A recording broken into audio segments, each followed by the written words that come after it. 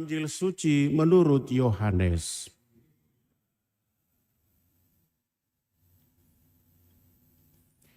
Pada hari ketiga ada perkawinan di Kana yang di Galilea, dan ibu Yesus ada di situ. Yesus dan murid-muridnya diundang juga ke perkawinan itu. Ketika mereka kekurangan anggur, ibu Yesus berkata kepadanya, "Mereka kehabisan anggur." Kata Yesus kepadanya, "Mau apakah engkau daripadaku, ibu? Saatku belum tiba." Tetapi ibu Yesus berkata kepada pelayan-pelayan, "Apa yang dikatakan kepadamu, buatlah itu." Di situ ada 6 tempayan yang disediakan untuk pembasuhan menurut adat orang Yahudi. Masing-masing isinya 2-3 buyung. Yesus berkata kepada pelayan-pelayan itu, "Isilah tempayan-tempayan itu penuh dengan air." Dan mereka pun mengisinya sampai penuh. Lalu kata Yesus kepada mereka, "Sekarang cedoklah dan bawalah kepada pemimpin pesta." Lalu mereka pun membawanya. Setelah pemimpin pesta itu mengecap air yang telah menjadi anggur itu, dan ia tidak tahu dari mana datangnya, tetapi pelayan-pelayan yang mencedok air itu mengetahuinya. Ia memanggil mempelai laki-laki dan berkata kepadanya, "Setiap orang menghidangkan anggur yang baik dahulu, dan sesudah orang puas minum, barulah yang kurang baik. Akan tetapi engkau menyimpan anggur yang baik sampai sekarang." Hal itu dibuat Yesus di Kana yang di Galilea sebagai yang pertama dari tanda-tandanya. Dan dengan itu, ia telah menyatakan kemuliaannya dan murid-muridnya percaya kepadanya. Demikianlah sabda Tuhan.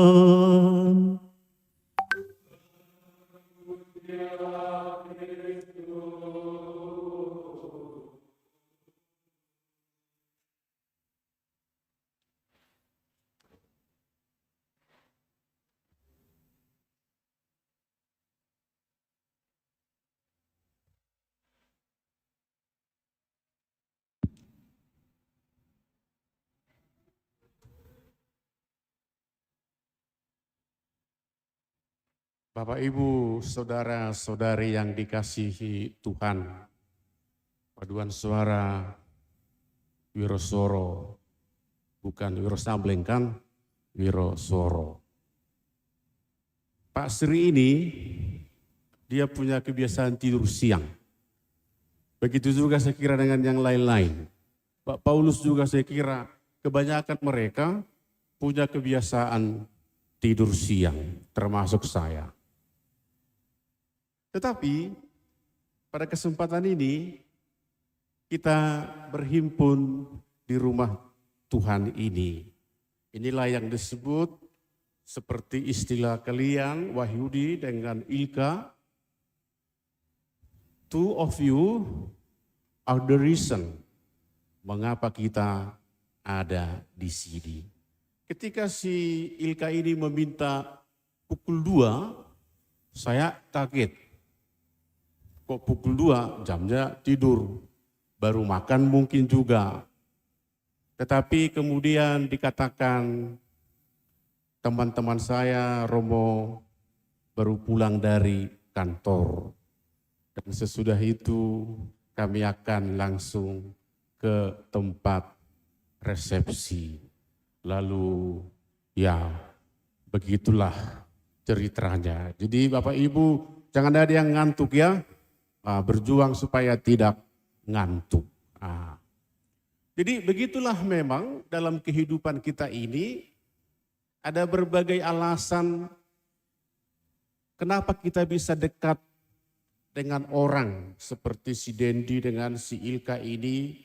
Mereka punya teman dan temannya itu pingin hadir dan mereka juga ingin temannya hadir, maka dibuatlah misa ini, pernikahan ini pukul 2. Dan begitulah juga bapak-bapak wirosoro ini, mereka menjadi dekat, akrab, karena mereka sering latihan, sering duduk bersama, dan lain-lain sebagainya.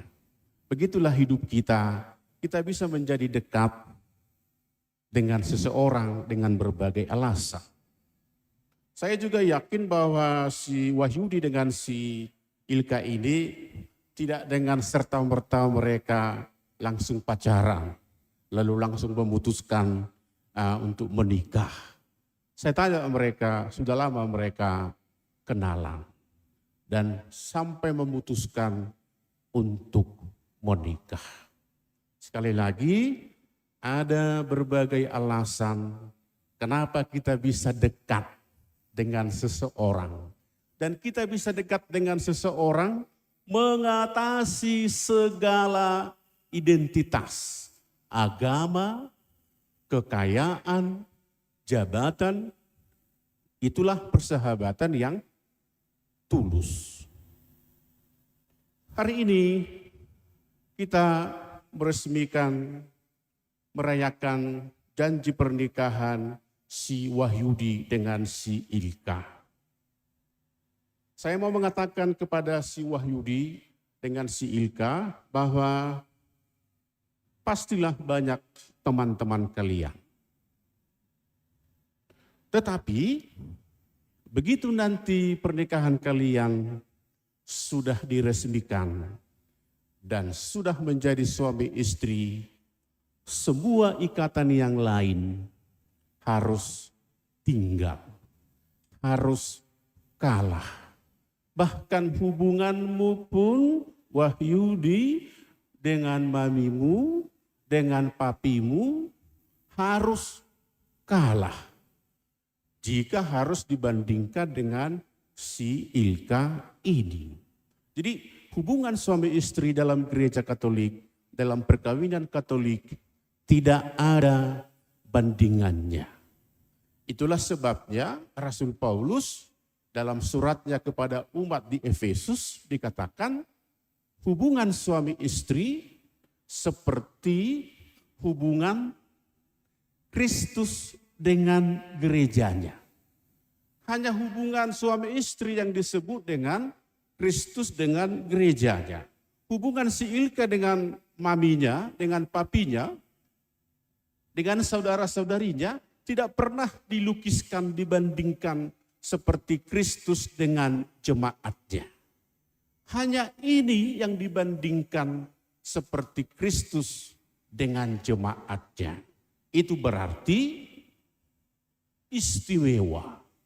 Maka lebih istimewa lagi, perkawinan kalian inilah yang disebut dengan perkawinan sakramen. Perkawinan sakramen diikuti juga dengan konsekuensi dan tanggung jawab. Maka hubungan kalian sebagai suami istri tidak ada bandingannya Wahyudi. Seperti Kristus dengan jemaatnya. Tetapi untuk memastikan bahwa kalian mengerti apa yang saya katakan, berikan dulu mic ini sama si Wahyudi.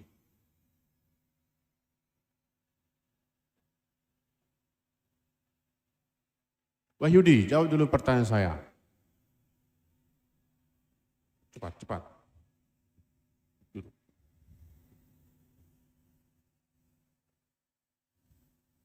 Jangan grogi, lihat. Apa yang dilakukan oleh Kristus terhadap jemaatnya? Kristus mengorbankan dirinya untuk jemaatnya. Mengorbankan dirinya, diberi uangnya, diberi harta. Kristus mengorbankan diri dengan menebus dosa-dosa umatnya. Persisnya Kristus itu diapakan? Persisnya Kristus itu diapakan? Kristus disalib untuk Disalib. Nah, ini kata kunci.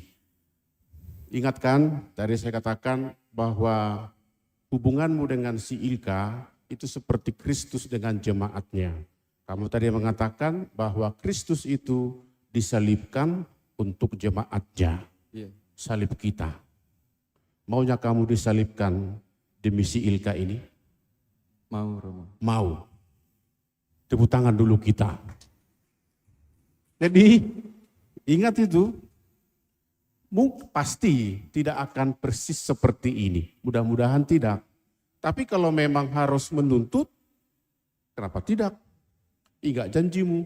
Maka ketika orang sudah rela disalibkan, mestinya tidak ada lagi perkawinan yang cerai dalam gereja Katolik. Disalibkan saja sudah rela. Masa perkara-perkara yang lain jadi perkara besar? Mestinya tidak ada lagi perceraian. Tapi kenapa ada perceraian? Ya, karena tidak diingat janjinya. Bagaimana kamu Ilka? Relanya kamu disalibkan demi si Wahyudi ini? Kok seperti ragu-ragu kamu mau menjawab? Rela, Romo. Rela. Kita berikan dulu tepuk tangan untuk siap Ilka. Jadi kami semua adalah saksi kalian bahwa kalian rela disalibkan.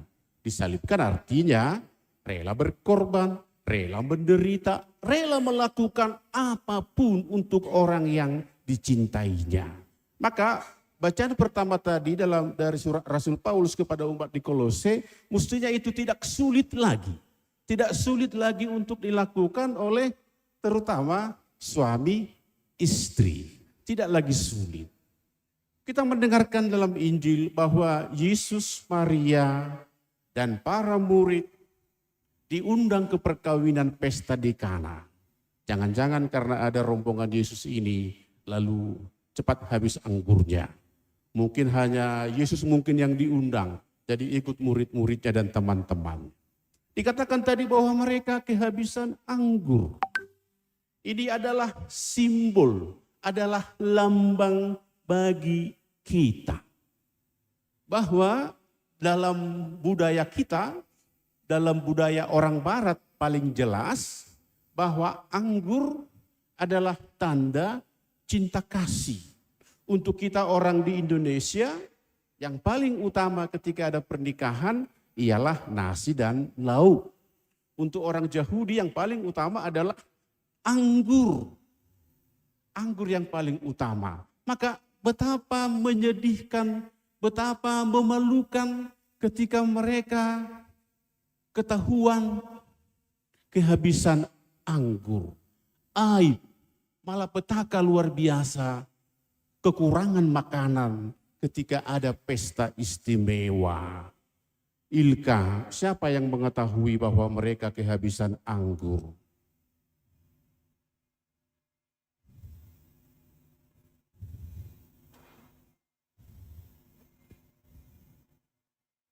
Berarti Cilka ini tadi badannya di sini tapi pikirannya sudah di mana-mana. Siapa yang pertama mengetahui? Bunda Maria. Dan ini adalah pesan kepada para ibu. Bahwa kepada ibu itu diberikan sensitivitas. Bahwa yang tidak bisa dilihat oleh orang lain, bisa dilihat oleh kaum ibu, kaum wanita. Dan ini adalah karunia dari Tuhan. Dan siapa sebenarnya yang paling menjaga rumah tangga? Yang paling menjaga rumah tangga adalah ibu, adalah istri. Maka Ilka, ini adalah nasihat bagimu. Bagaimana kamu menjaga rumah tanggamu? Apa yang tidak bisa dilihat oleh si Wahyudi ini harus bisa kamu lihat.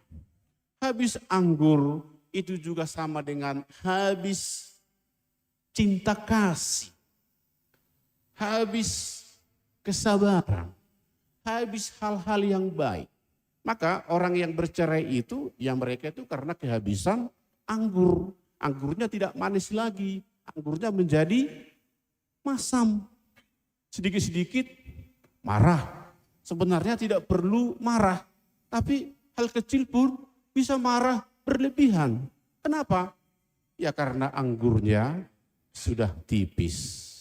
Karena anggurnya sudah masam. Maka kepada kalian berdua, Yahudi dan Ilka, ingatlah akan ada tantangan, godaan, kesulitan dalam rumah tanggamu. Tahun-tahun pertama seperti kata orang, dunia ini seperti milik kalian berdua. Yang lain kos.